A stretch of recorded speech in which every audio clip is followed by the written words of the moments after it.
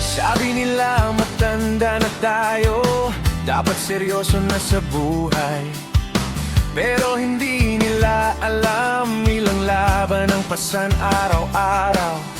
Trabaho, negosyo, minsan problema, parang walang katapusan. Kaya minsan kailangan din ng lugar na tahimik lang. Hindi lang ito laruan, hindi lang apat na gulong. Bawat trail na tinatahak, unti-unting gumagaan ang loob. Pusong bata, yan ang ayaw kong mawala.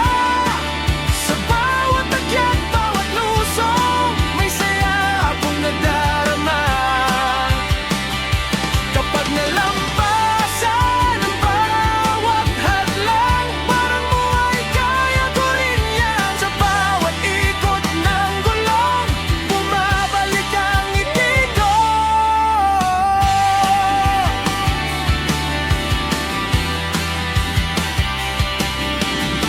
May bagong trail na tatahaking, batuhan, tubigan, putikan.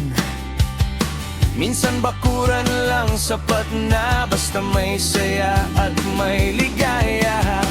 Mga kantsawan sa group chat, bro, budol na naman. Upgrade na, go, go, go, bili na hanggang may bagong rig na naman. May nagsasabing isip bata dahil naglalaro pa rin. Pero ang hindi nila alam, dito kami humihinga. Hindi kami naglalaro para takasan ng buhay. Naglalaro kami para magkaroon ng lakas na harapin ito. Sa bawat bato na nalalagpasan, may kumpiyansang nabubuo. Sa bawat balentong tatayo, babango, nagugulong muli.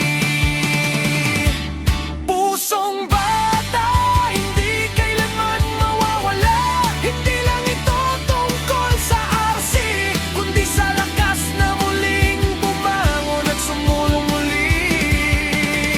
Hindi mahalaga ang presyo ng laruan o gaano kaganda ang forma.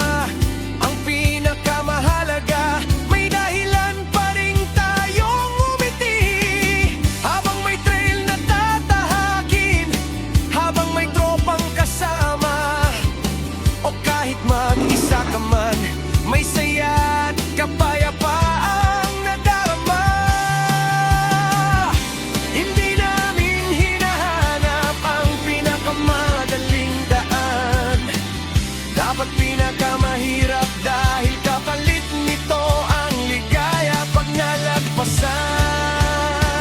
Sabi nga ni Bitoy, unti-unti tayong tumatanda kapag huminto na tayong maglaro. Kaya dapat palaging may pusong bata.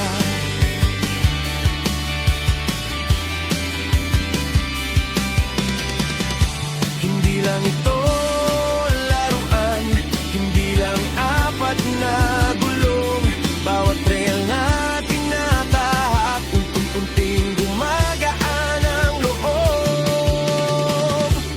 Pusong bata, yan ang ayaw kong mawala. Sa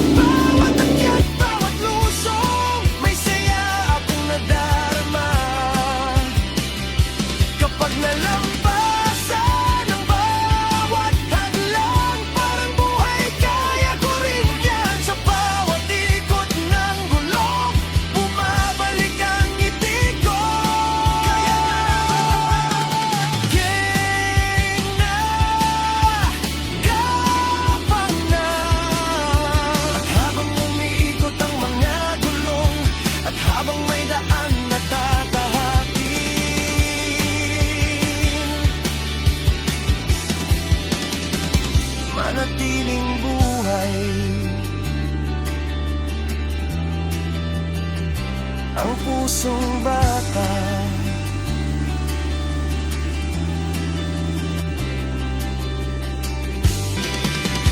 Hindi lang ito